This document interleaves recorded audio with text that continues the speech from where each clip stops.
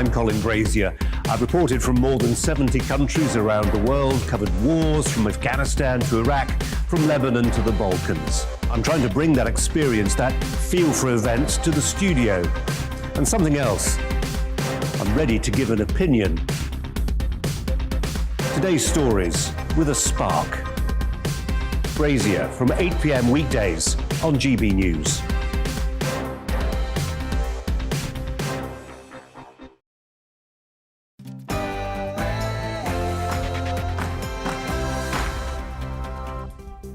Hello there, it's 6 o'clock. I'm Michelle Dewberry and this is Dewbs & Co, the show where we'll get into everything that has got you talking today. Now, what a rarity. Let's start with some good news. How do I always say there's never any good news? Well, today there is. Well, at least in my mind anyway. Why? Well, because Boris Johnson's had a long cabinet meeting this afternoon and wait for it, the outcome was no additional restrictions. I can tell you now that makes me happy. Got to say, though, they are going to review things hour by hour, apparently, so who knows what's going to happen. But for now, I'm happy.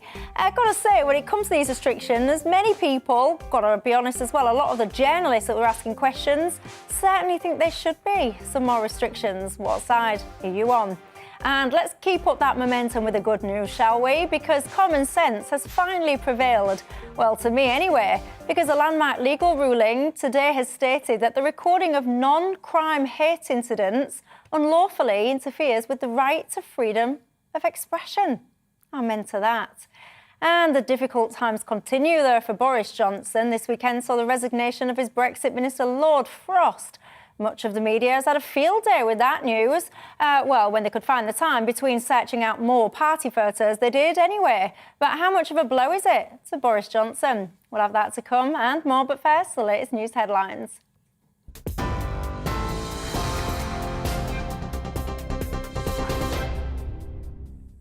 Good evening, I'm Polly Middlehurst with your latest GB News headlines. The Prime Minister has said within the last hour toughened COVID restrictions won't be introduced immediately, but that the government isn't ruling out further action. Boris Johnson also said the data is being monitored hourly and that arguments for stricter measures are very finely balanced. He's urging people to exercise caution over the Christmas period by wearing masks, ventilating indoor spaces and frequently washing hands.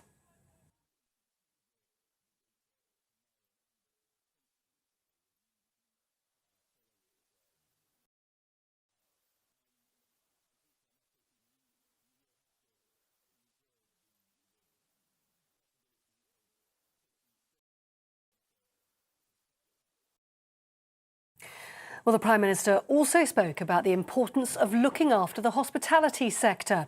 He says measures are already in place to help struggling businesses and the government will keep the economic side under constant review. That's after leaders urged the Chancellor to offer emergency financial support within the next 24 hours after a dramatic fall in bookings due to the Omicron variant. Meanwhile, the Chief Executive of the Nighttime Industries Association told GB News the new restrictions are confusing. We're hugely concerned, not only for the survival of businesses, but people's livelihoods. People that we've committed and managed to build up and gain momentum for this trade is now being stifled massively. COVID passes were presented as a mitigation that would keep nightclubs open. That's clearly not the case. And the concern that we have is at some point leading up to New Year's Eve is going to create some level of displacement. And that could go into things like illegal events or push people back into households, but which we know full well are, highly transmissible. Well, Labour is also urging more support for businesses through the festive period. It's calling for the reintroduction of sick pay for employees who've tested positive or who have to self-isolate with symptoms.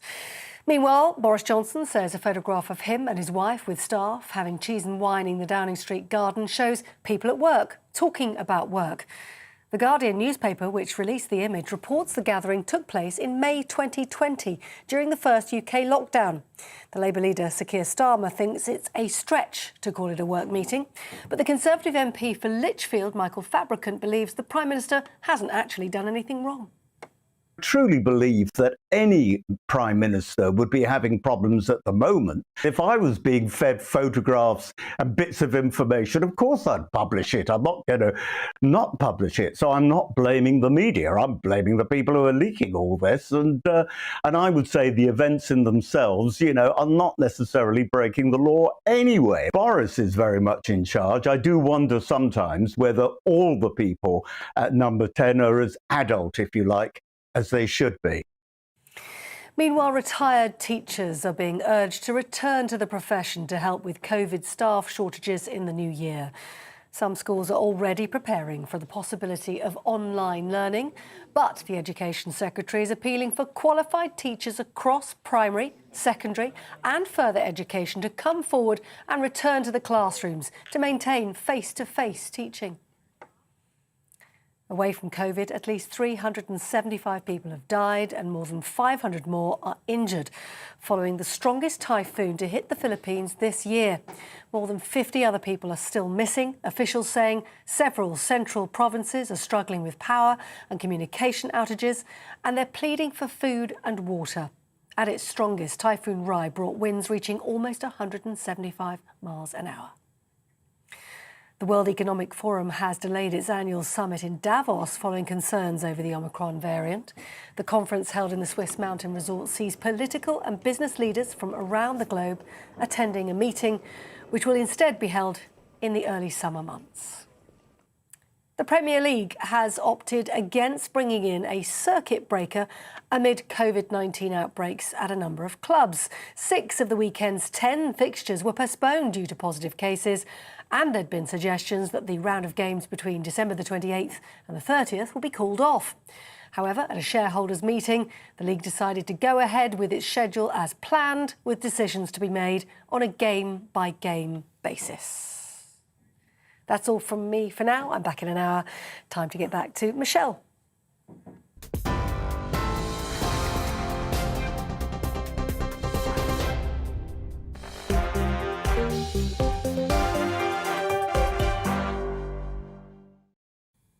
Thanks for that, Polly. Well, keeping me company tonight to my panel, Peter Whittle, who's the director of the New Culture Forum and a former Tory London Assembly member. Kevin Craig, who's the founder and CEO of communications agency PLMR and former Labour councillor. And Dr. Ashley Frawley, who's a sociology lecturer at Swansea University. Good evening to all of you. Hi. And you know the drill by now, don't you? It's not just about us and our thoughts. I want to know what is on your mind tonight. You can get in touch with me on email, gbviews@gbnews.uk, or you can tweet me at Michelle Dewbs or at GB News, or of course, we're everywhere. Facebook, Instagram, TikTok, Snapchat, everywhere. And some of you might be watching as well on YouTube. So good evening to you if you are. Anyway, I'm all about the good news. I'm obsessed with it. And I've got to be honest, it's quite hard to find at the moment. So when I get even a glimpse of it, a glimmer, I shall grab it with both my hands and celebrate it. What am I talking about? Well, Omicron and restrictions is what I'm talking about, because this afternoon we've had about a 3-hour cabinet meeting with Boris Johnson. I mean, there's a lot of speculation as to what was going to be the outcome of that, but it seems, for the moment anyway, that it's good news, as in no further COVID restrictions. Our political editor, Darren McCaffrey, joins us with the latest. Darren, good evening to you. Tell us more. Yes, you say it was a pretty tense, a pretty long, by all estimations, cabinet meeting this afternoon. Went on for a long time. Gives you a sense, I think, of the different opinions within cabinet on this, with certain cabinet ministers thinking that restrictions should be brought in before Christmas. People like Sajid Javid, the health secretary, and Michael Gove, who is, of course, the Levelling Up secretary. Others, though, concerned about the impact restrictions could have. And in the end, the Prime Minister essentially has said that he is not going to hesitate to take restrictions if they are needed.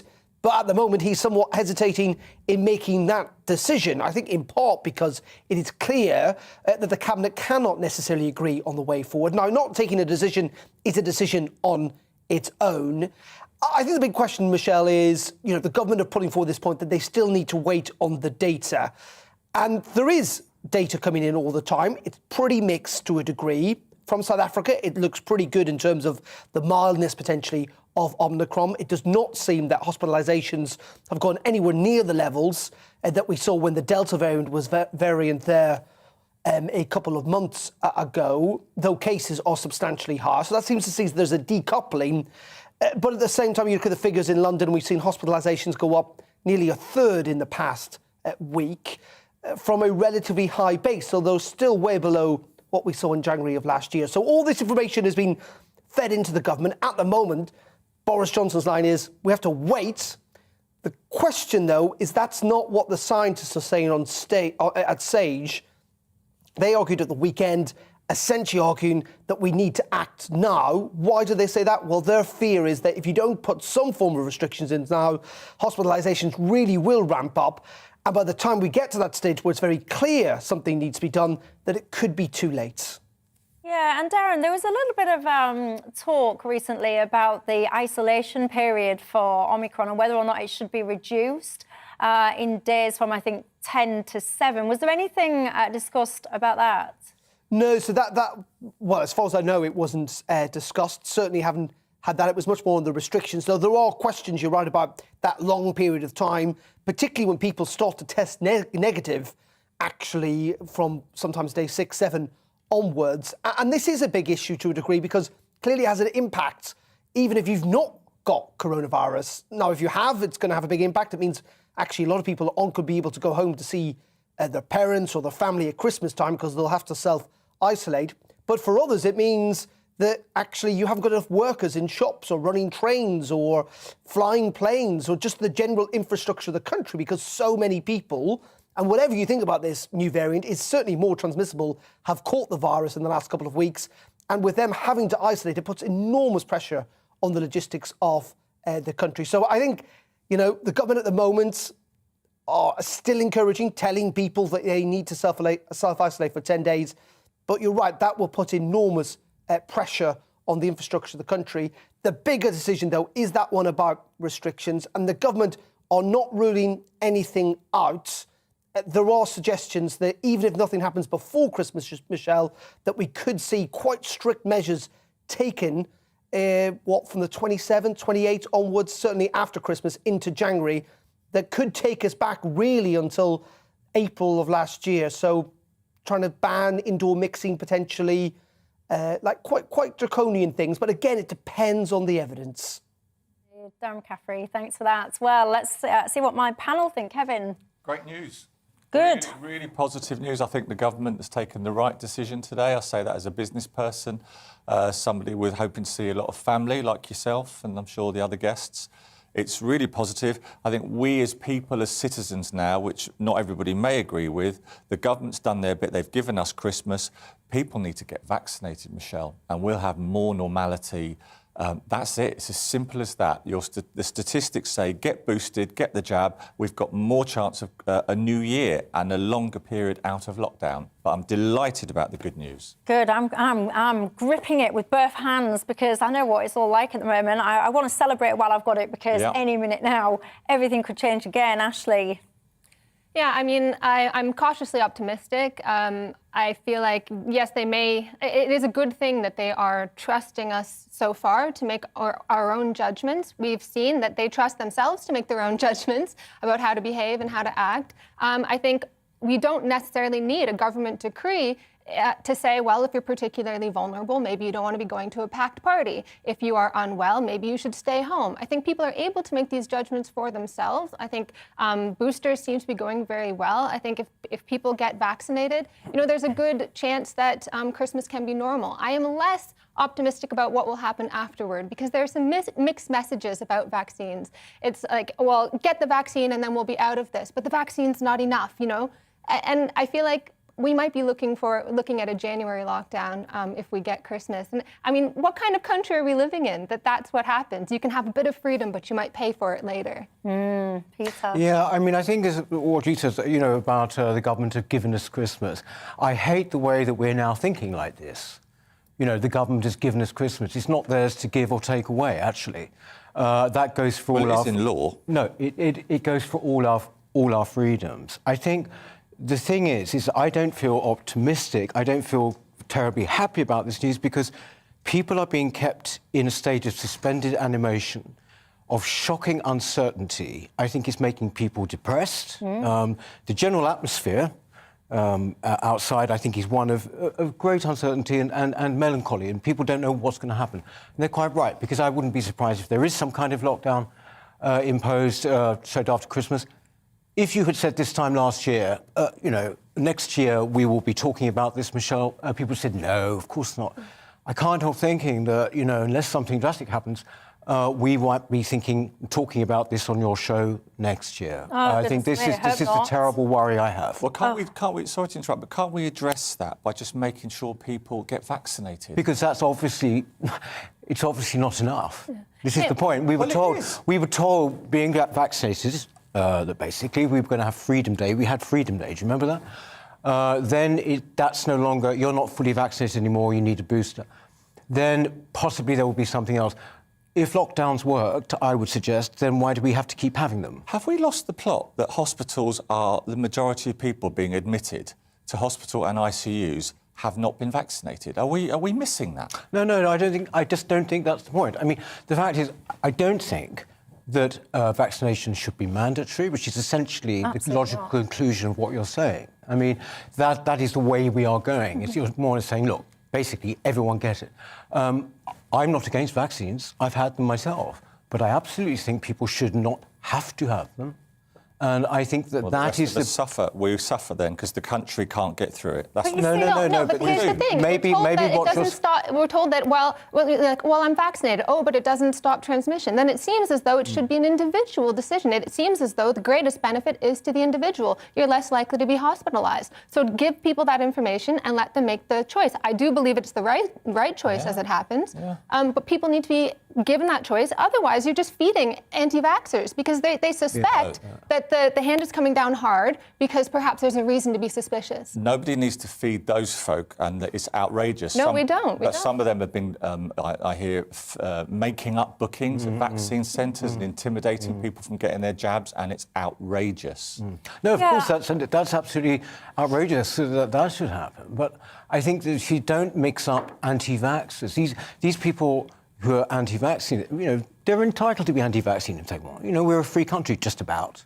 Yeah, but everything gets labelled as anti-vaccine. Yes, of course. This is what my problem with there is anti-lockdown scepticism. Many people, and I think with very, very good reason, because we shouldn't have to keep having lockdowns if they worked. No, but people are not getting vaccinated. It's not about the lockdown. But if we get vaccinated, fewer people go into the ICUs, intensive care, the NHS. But do you know what I think? But what about what? I think that there is. You're all collectively picking up on a sentiment that I've really noticed this weekend, getting ramped up and ramped up and ramped up.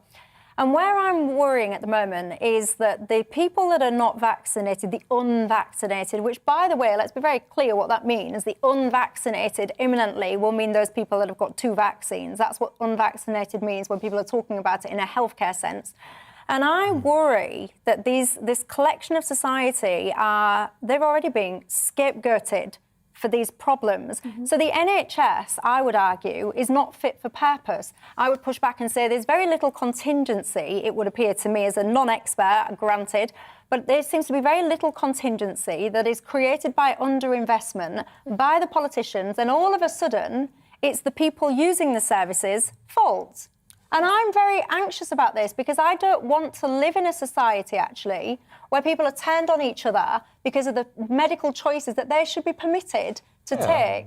But you see, I was going to say that's not really helped as well, I might say, by the media, with, the exception being places like GB News, I'd say. But on the whole, journalists, for example, don't ask politicians, they don't ask the Prime Minister, don't you think this is rather excessive, Prime Minister? Something like that. They don't ask those questions. It is always, why aren't you doing more? Why aren't you punishing these people? Why aren't you locking down? Why aren't you doing this, that, and and you have to sort of say, why, therefore? I'm not sure why are the media like that? Why don't they ask questions? I think they do just to go back to Michelle's point, nobody, I think, reasonable wants a divided society, and I think, you've been making, Michelle, some very good points about, people with reservations about vaccines, healthcare workers, etc., and we shouldn't condemn each other. But, it is just a fact. If we want to get out of this, we need as many people as possible who can get 2 vaccinations and a booster, and maybe more later on, to do it. Because lockdowns in themselves are not the answer. I agree. And I don't condemn anybody, particularly with health conditions, but we are in this But do you together. believe it should be personal choice? So if you want your vaccine, if you want 2, if you want 3, if you want, God only knows how many it's going to be, you should choose that. Well, I would ask you back, do you think it's fair that NHS wards are full of people who didn't get vaccinated out of choice? Well, first of all, I'm not really sure that is the case, because one of the things that I think needs to happen rapidly in this conversation is that there needs to be proper transparency and understanding of what these figures are. Yes. Because I've seen a lot of media outlets saying things like 90% of people in hospital are unvaccinated. Then I've seen people, statisticians, or whatever the word is. What is the word? Statisticians. Statisticians, thank you. I've seen them challenge that and those complaints being upheld. So I think there's a real confusion around what the numbers actually are, point one.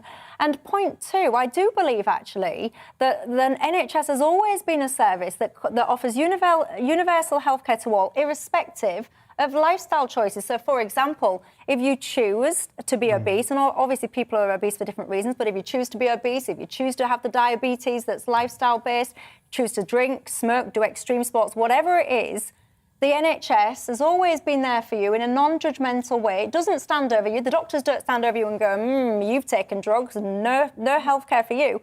It's never done that, and we should have been proud of that. Yes, I think that's such a good point, Michelle. I mean, but we can't afford the this sense to is it carry on does, like this. this is the thin end of the wedge, is that basically you are starting to make moral judgments about whether people are entitled or not to treatment. That is the way you're going. I think we need to ask questions, first of all, about why the NHS is constantly overwhelmed. They've been reducing, they've had 2 years now, and they've not increased capacity. They've actually reduced the number of beds. And people say, oh, well, there hasn't been enough time. Actually, this has been an issue they've been reducing the number of beds for decades now. And they knew, in their pandemic preparedness plans, they knew that they didn't have the capacity to deal even with an average flu season. The NHS is constantly overwhelmed. I mean, we get this idea that the NHS is this wonderful system, so long as nobody ever uses it. It's extremely top-heavy. It's this basically a glorified regulatory body at this point, and that's not since the pandemic. That predates the pandemic. The NHS as long as you live your life the right way, then it's increasingly managers giving diktats about how you should live. Yes, the NHS is brilliant for the doctors and nurses, but increasingly that's not where the money's going. I was in A&E 2 nights ago with a 15-year-old, 16-year-old, brilliant service. It's fantastic, but nobody in the world, in this country or elsewhere, knew what was coming at us. But they did know. They had to put forward pandemic preparedness plans. And in those plans, they said we do not have the capacity to cope. And they didn't build in any additional capacity. Who did in the world? Sweden, for example, lots of countries have been building capacity. Instead, they shirked that responsibility onto other bodies. They said, you will build up surge capacity. But they didn't have the ability either. So instead, they've shirked the responsibility onto the public. I think the problem is that, if you wanted to look at the NHS in any way, it's almost impossible now. I mean, there's this cliche about the NHS being, Britain's religion, as it were, I think, nearest to a religion we have now. And I think that is true. I mean, it's a brave politician who even suggests that it might be changed or reformed in any way. It's just never, ever going to happen. So we sort of go on lurching from this crisis to crisis. Can I make a controversial point? And to me, it's an obvious point, but I do feel that some people will be offended, so I do feel I need to caveat it. Go on.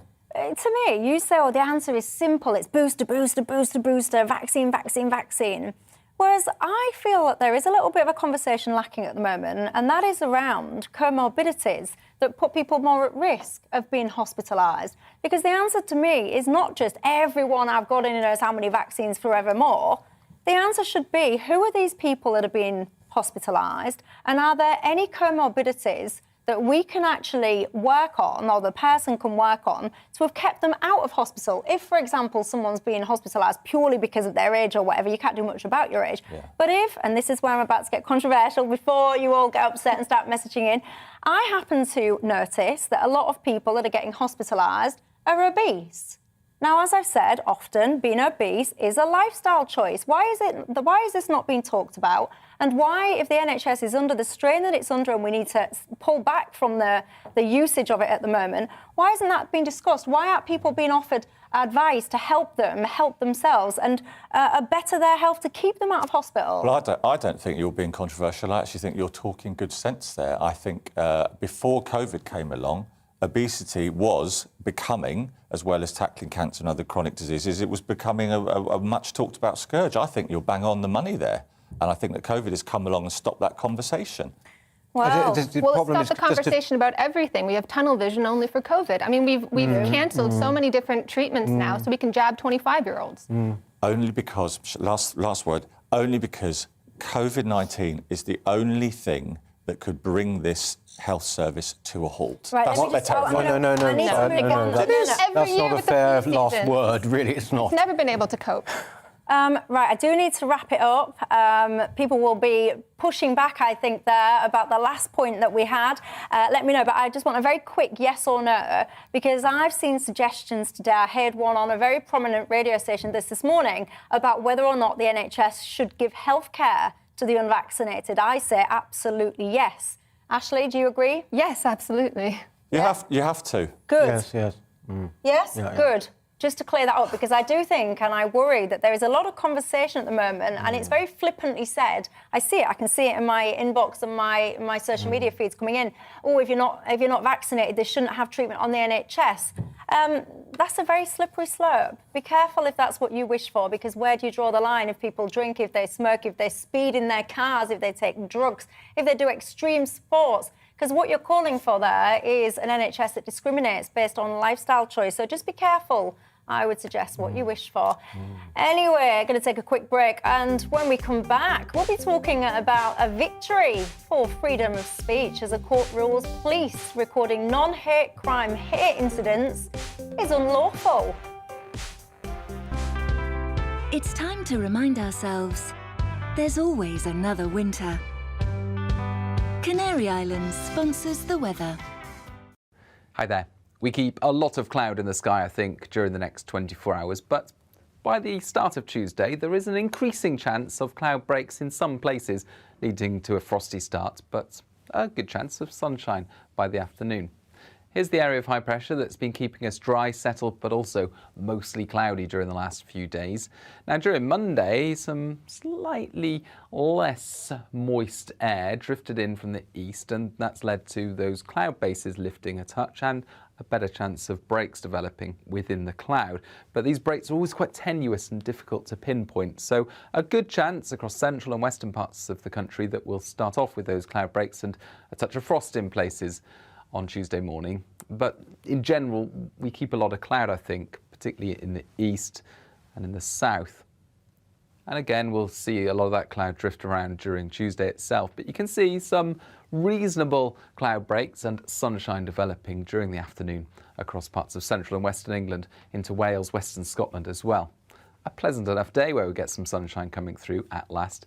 Otherwise, mostly it's cloudy and it's feeling cold, 5, 6, 7 Celsius, about as high as those temperatures will get. And then with the chance of those more extensive cloud breaks by the end of Tuesday, we go into the start of Wednesday with the fairly widespread frost, I think, across Scotland, England and Wales, particularly away from towns and cities, temperatures dipping a degree or so below freezing. But for Northern Ireland, it's milder as cloud rolls in here and the first signs of a change on the way midweek. Outbreaks of rain, a wet start for Northern Ireland, and then those outbreaks of rain pushing into southwestern Scotland by the afternoon, as well as Wales and southwest England. Some heavy rain for a time, and that moves into the colder air further east. So there's the chance of some snow on the tops of the Pennines and Scottish mountains, but it turns milder and wetter in the south. Canary Islands sponsors the weather.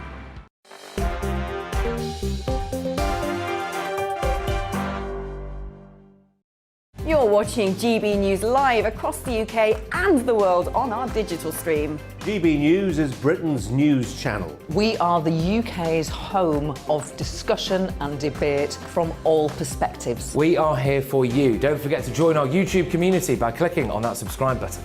And if you want the GB News app, you can click and catch up on programmes anytime. We love to hear from you, so email us. gbviews@gbnews.uk. Thanks for being part of the GB News family.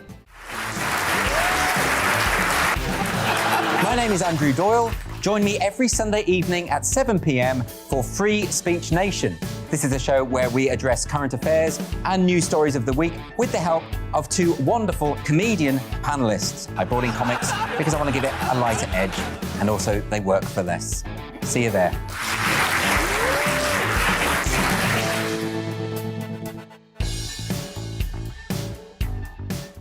Join my show Farage, 7 p.m. till 8 p.m. Monday through Thursday, and there you will get opinion, analysis, debate, and I'll cover stories that nobody else dares to touch. And then for the last 15 minutes, talking pints. We're over a drink. We have a civilised conversation with someone. We very often disagree, but we do it in a grown-up way. Come and join me on Farage.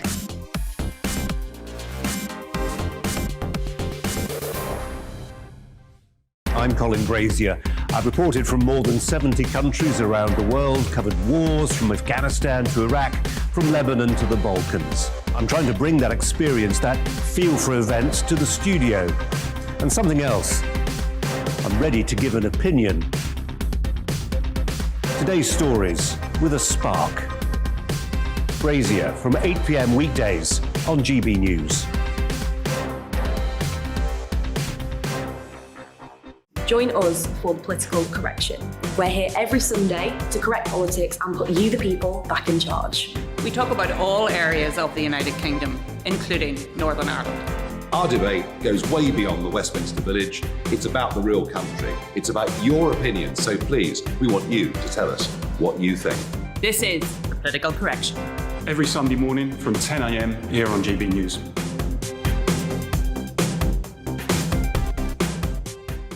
You're watching GB News live across the UK, the world, and our digital stream. GB News is Britain's news channel. We are the UK's home of discussion and debate from all perspectives. We're here for you. Don't forget to join our community by hitting the subscribe button. And download the GB News app so you can click and catch up on programmes anytime. We love to hear from you. Email us at gbviews@gbnews.uk. Thanks for being part of the GB News family.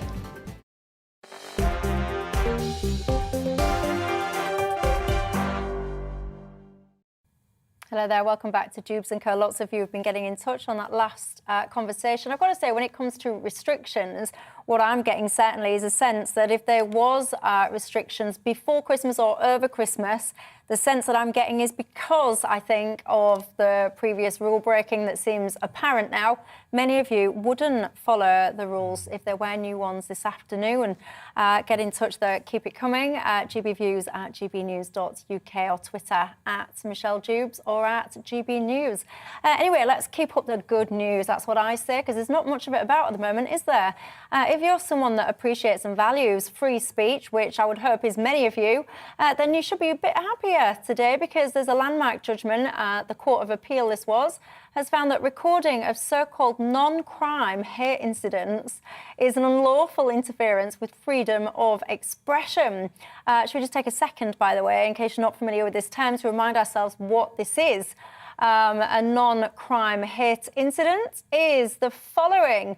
Any non-crime incident which is perceived by the victim or any other person to be motivated by a hostility or prejudice.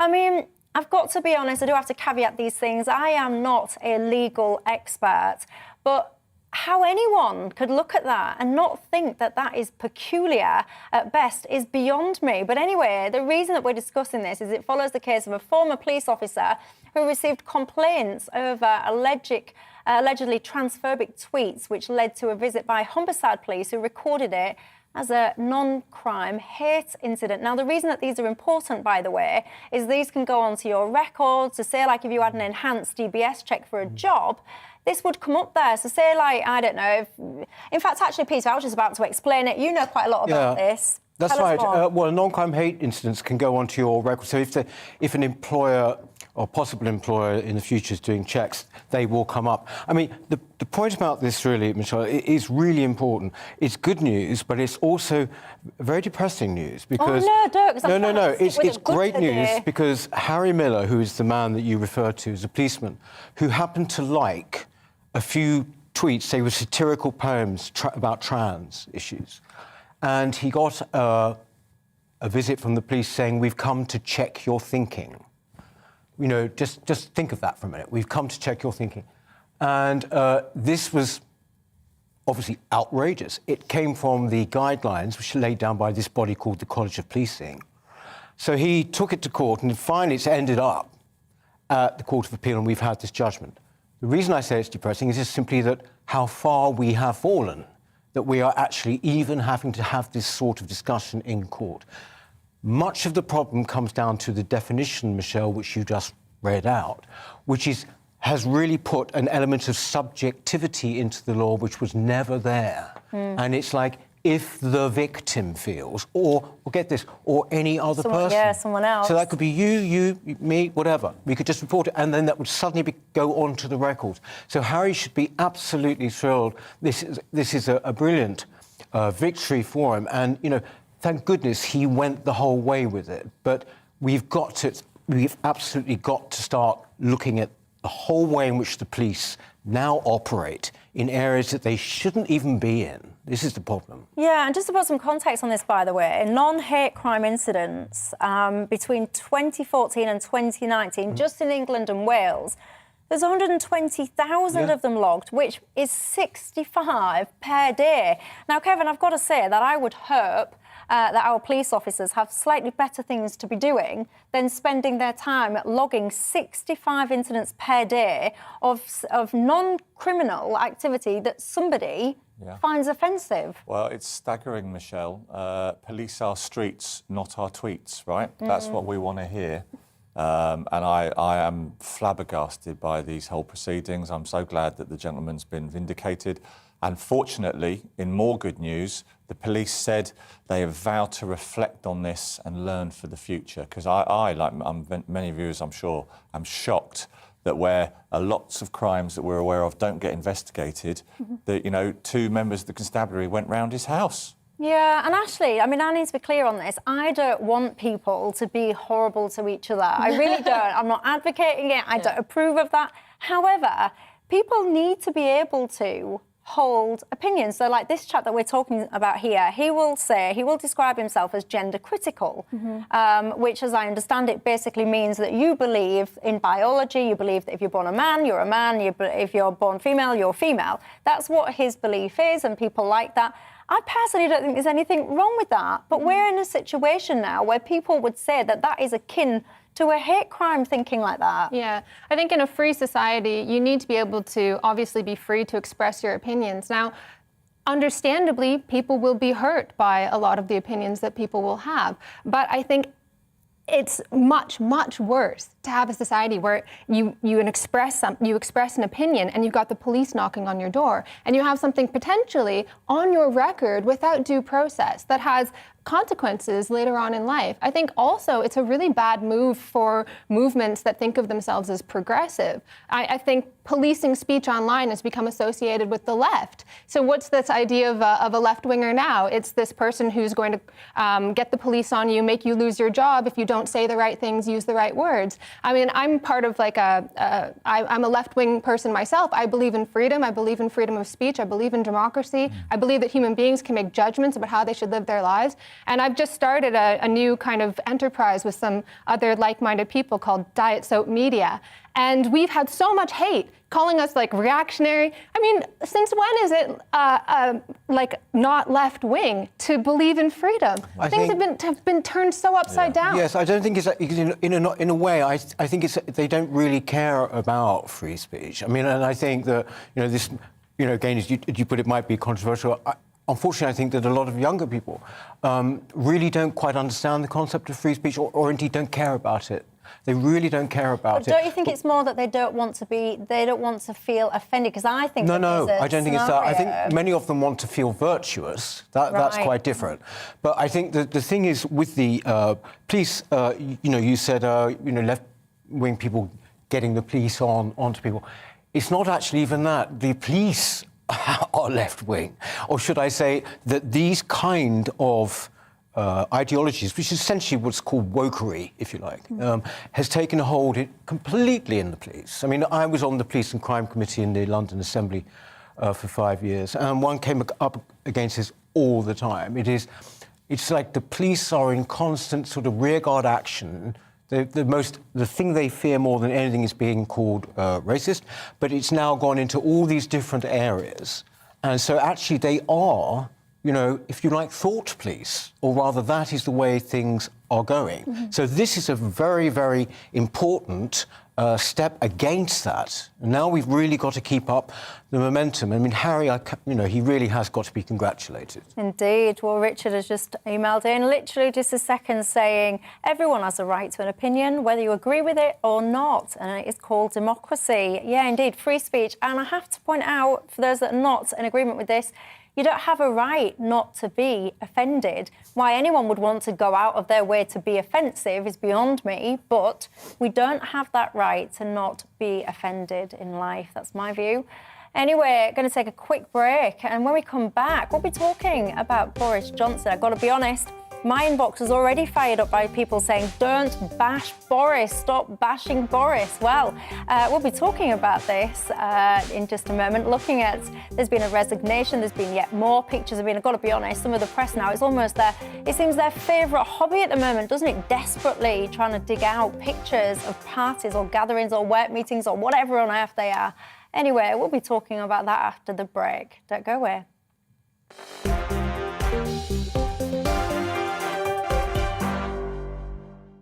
You're watching GB News live across the UK and the world on our digital stream. GB News is Britain's news channel. We are the UK's home of discussion and debate from all perspectives. We are here for you. Don't forget to join our YouTube community by clicking on that subscribe button.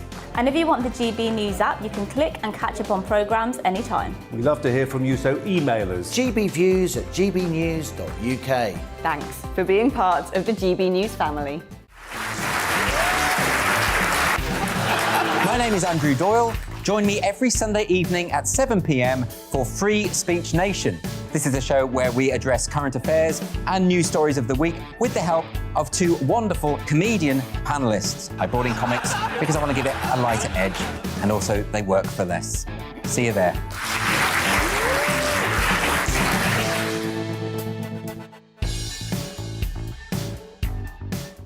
Join my show Farage, 7 p.m. till 8 p.m. Monday through Thursday. And there you will get opinion, analysis, debate, and I'll cover stories that nobody else dares to touch. And then for the last 15 minutes, talking pints. We're over a drink. We have a civilised conversation with someone. We very often disagree, but we do it in a grown-up way. Come and join me on Farage.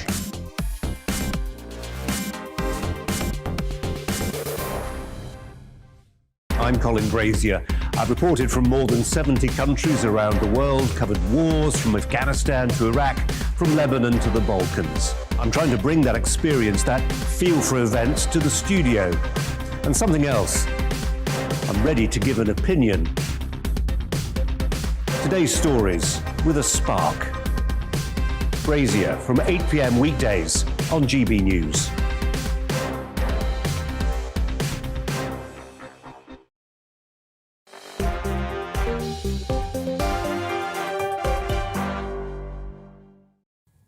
Hello there, welcome back to Dewbs & Co. Now, we've just been having a little chat during the break there, and about, what do you think about this? I mentioned just then about the sentence gender critical, which is the concept that you believe in biology, that if you're born male, you're male, if you're born female, you're born female. And just that whole sense of whenever that conversation comes up, people get nervous and think, oh God, what can I say? What's right? What's wrong? What a strange world we've created no, well, I say we, it's not me, I don't think I've contributed to it, but what a strange world we exist in where people are terrified, actually, to speak their truth for fear of losing their jobs. Let me know what you think on that one. You've been getting in touch on your droves, actually, about the restrictions you're still flying in. There's a bit of division here. We've had an email in that says, well, hang on a second, if Omicron is spreading so much, this is Graham, if Omicron is spreading so much in London, why isn't it London that's just instantly locked down? Andrew has been in touch on the email saying, Michelle, you say that you're against things like coercion. Why aren't you calling out those people that have blocked the vaccine centres? Well, Andrew, if indeed that is what has been happening, which I'm led to believe it has, and I absolutely call it out, because my view is it's nothing to do with anybody else, what people do to their own bodies. So if someone has informed themselves and has chosen not to get the vaccine for their own reasons, well, that's their business. If someone equally has informed themselves and chosen to get the vaccine, that's their business. I don't support kind of people being hostile on either side. It's unnecessary. And Marley says, why aren't you correcting the sentiment that NHS wards are full of the unvaccinated, Michelle? I did correct that. I think that I don't think that is the case. Obviously, different hospitals vary. And what I would also like to see is some very clear statistics at the moment, because I do think things get slightly confused. And I also think it's quite easy to leverage statistics to paint any kind of picture that you want, quite frankly, whichever side of the argument it is that you're on. Anyway, let's move on. Let's talk about Boris Johnson. Now, don't worry, I'm not going to immediately launch into Boris bashing, because anytime I mention Boris Johnson, you get in touch immediately, say, don't bash him. I always say the same. I would love not to have to to Boris bash. I would love to be able to support the Prime Minister in all that he does, because we need unity at this moment in time. We do need to move forward with everything, pretty much, whatever it is. But you have to admit that Boris Johnson doesn't make it easy for himself. And as I mentioned this weekend, there's been more pictures coming out of God only knows what it is now. I don't know, some kind of work meeting or whatever. There's cheese, there's wine, I don't know. And I've got to be honest, and I know that people will get upset with me saying this, I'm losing the will to live a little bit with some of these pictures. Life has moved on, albeit I do understand that an awful lot of people were deeply impacted, couldn't say goodbye to their loved ones last year, and there's a lot of hair around this, so I do understand it. Anyway, there has been a resignation this weekend as well as Brexit Secretary Lord Frost resigned, saying that he hopes that the Prime Minister wouldn't be tempted into things like coercive measures to tackle COVID. So what do we think to this? I mean, reading some of the papers, you would really think that this is it for Boris Johnson. Reading some of the others, perhaps not. But Ashley, what's your view? Well, I actually think this is the right place for controversy. I mean, who is Boris listening to? His own party, the population? I'm quite glad that the decision today was not to have measures, but I noticed over the weekend, one thing that he said was, our job as government is to get the public interested in what we're doing. And I thought, that's a little bit backwards. Aren't you supposed to be doing what the public is interested in? And at the moment, support for lockdown is at an all-time low. And I'm quite glad that he went that direction. But it seems that, you know, especially this idea so Lord Frost resigned over coercive COVID control, which is a nice little choice of words there, coercive control, that the government is treating us a bit like we're in an abusive relationship. And I think the ear needs to be towards the people, towards the population, and listening to what people want and giving people the benefit of the doubt that actually we can make judgments for ourselves. Well, one of the lines, Peter, that popped out to me in Lord Frost's resignation letter is the following one. Basically, what he's saying is that it was agreed earlier this month that I would move on in January and hand over the baton. Anyway, he goes on to say, it's disappointing that this plan has become public this evening. And, you know, there's a lot of stuff that's happening at the moment, isn't there? Whether it's party pictures being leaked from over a year ago, whether it's video footage randomly emerging, whether it's resignations being leaked. What's going on? Well, it's like they hold on to these things, don't they? I mean, the media, and then they put them out at a certain time. I think the thing with the parties, as we saw with the by-election last week, Michelle, that I think is crucial importance to most people. Whether you are absolutely pro, lockdown and restriction, or whether you're not, people can't bear this rampant hypocrisy with the parties and everything. And also, for that matter, there's a sort of sense in people think, well, in fact, you saw gather, and the Prime Minister, with this latest one with the cheese and wine. Does this actually mean you don't really even believe your own rules, actually? That's what people are increasingly thinking. And that's why I think they had this monumental defeat at this by-election.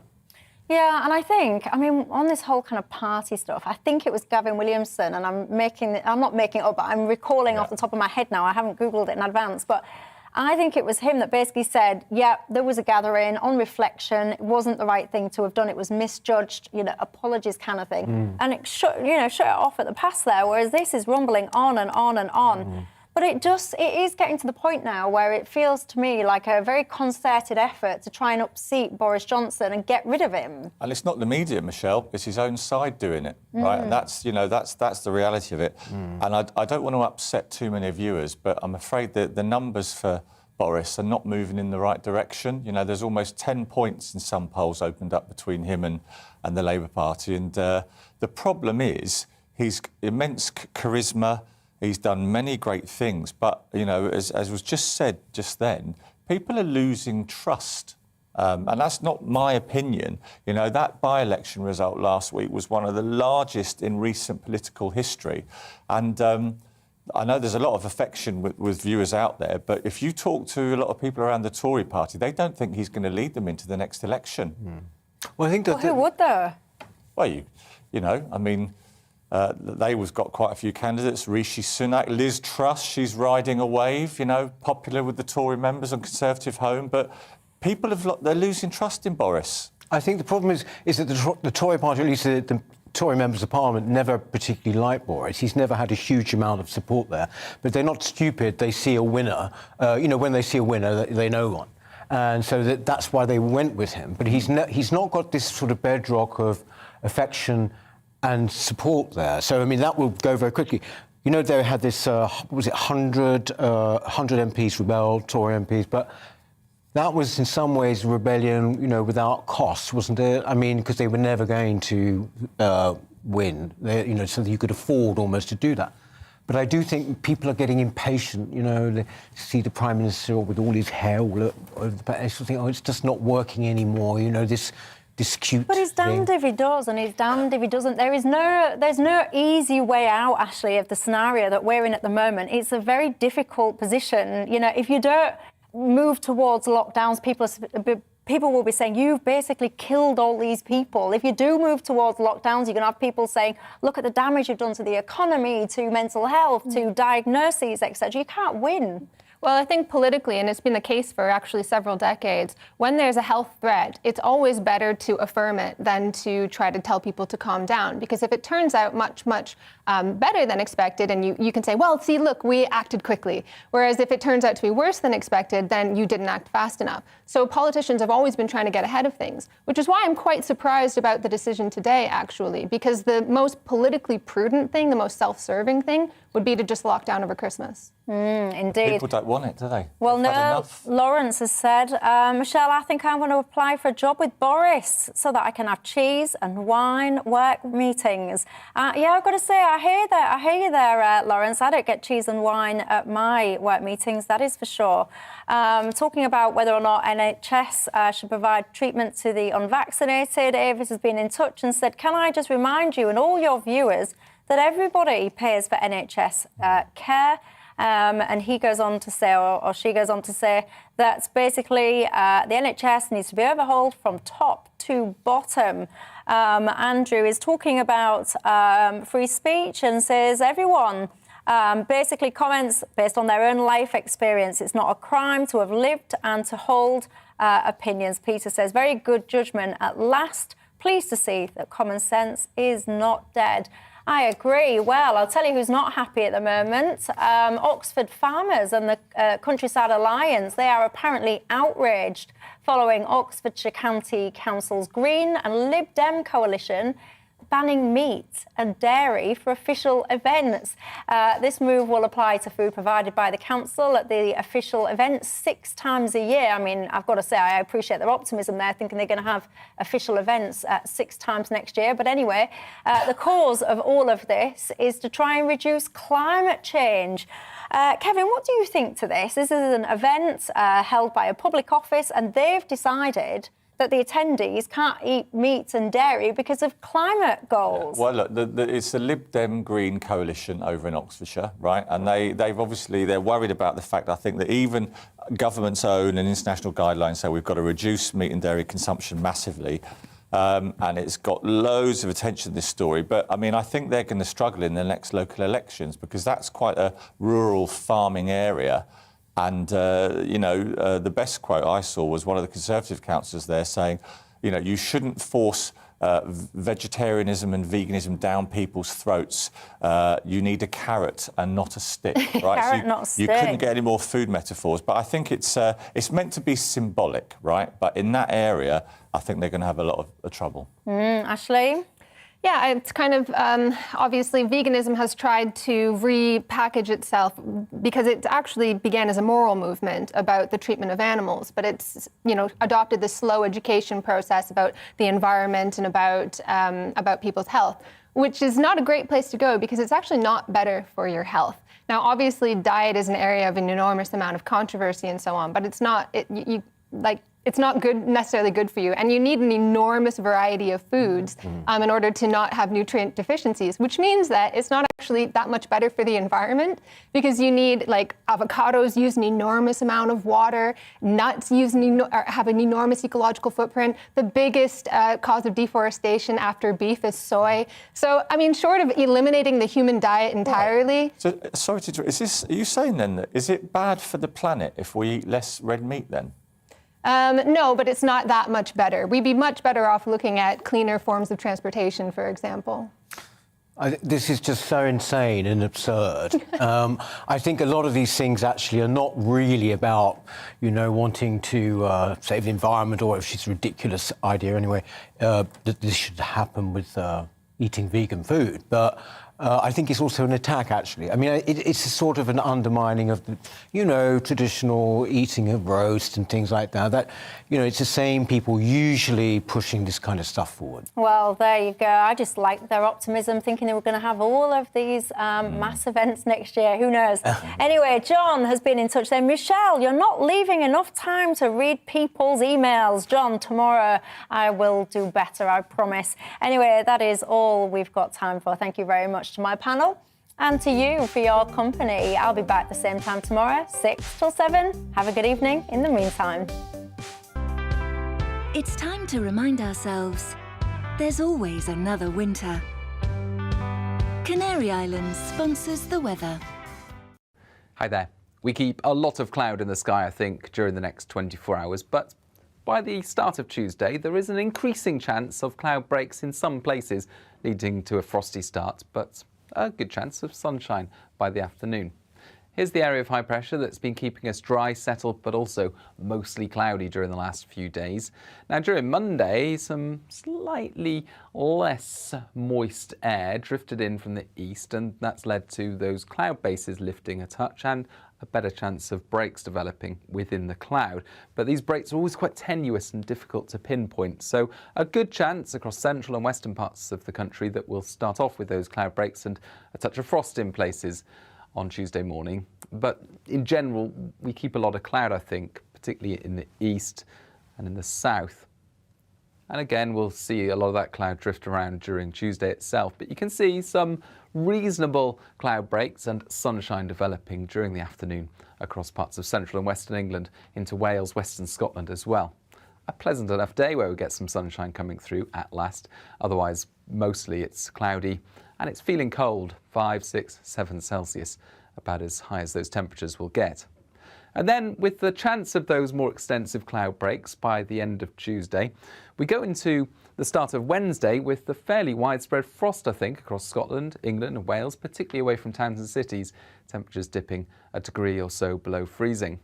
But for Northern Ireland, it's milder as cloud rolls in here and the first signs of a change on the way midweek. Outbreaks of rain, a wet start for Northern Ireland, and then those outbreaks of rain pushing into southwestern Scotland by the afternoon, as well as Wales and southwest England. Some heavy rain for a time, and that moves into the colder air further east. So there's the chance of some snow on the tops of the Pennines and Scottish mountains, but it turns milder and wetter in the south.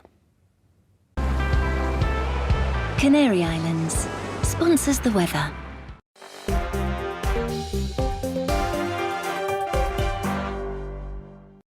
watching GB News live across the UK and the world on our digital stream. GB News is Britain's news channel. We are the UK's home of discussion and debate from all perspectives. We are here for you. Don't forget to join our YouTube community by clicking on that subscribe button. And if you want the GB News app, you can click and catch up on programmes anytime. We love to hear from you, so email us. gbviews@gbnews.uk. Thanks for being part of the GB News family. My name is Andrew Doyle. Join me